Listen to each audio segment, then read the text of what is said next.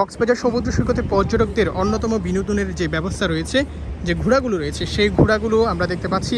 আমরা একটু জানার চেষ্টা করব এই যে ঘোড়াগুলো সমুদ্র সৈকতে প্রতি বছর পর্যটকদের বিনোদনের যে কাজে আসে এবং নানা বিনোদন দিয়ে থাকে, সেই ঘোড়া চালকরা কিভাবে আছেন এবং এই মুহূর্তে যেহেতু পর্যটক নেই, তারা কোন অবস্থায় আছেন।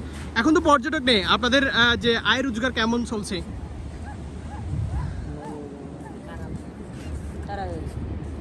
কত টাকা একজন জন প্রতি?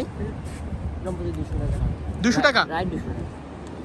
আর যারা অনেক তো ঘোড়া চালকরা থাকে, অনেকে অভিযোগ করে তারা বেশি নিয়ে থাকে ভাড়া, আর সেক্ষেত্রে আপনারা কি বলবেন? নির্ধারিত একটা তো দাম রয়েছে না, মানে খুশি হয়ে যে যত দেয় আর কি। দর্শক নিশ্চয়ই শুনছেন, আমরা দুইজন ঘোড়া চালকদের সাথে কথা বলছি। জন প্রতি 200 টাকা করে। কত দূর পর্যন্ত এটা দেওয়া হয়?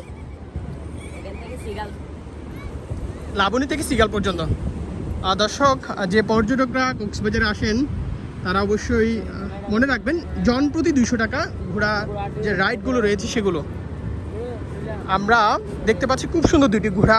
এই ঘোড়াগুলোকে তারা খুব যত্ন করেন, কারণ হচ্ছে তাদের উপার্জনের একমাত্র মাধ্যম হচ্ছে এই ঘোড়াগুলো।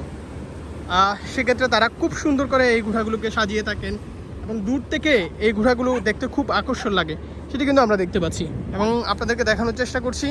জন প্রতি 200 টাকা করে এবং অনেকেই খুশি হয়ে এর চেয়ে বেশি দিয়ে থাকেন। যে পর্যটকরা ঘোড়ায় চড়েন এবং তাদের যদি আনন্দ লাগে, সেক্ষেত্রে তারা খুশি হয়ে ওদেরকে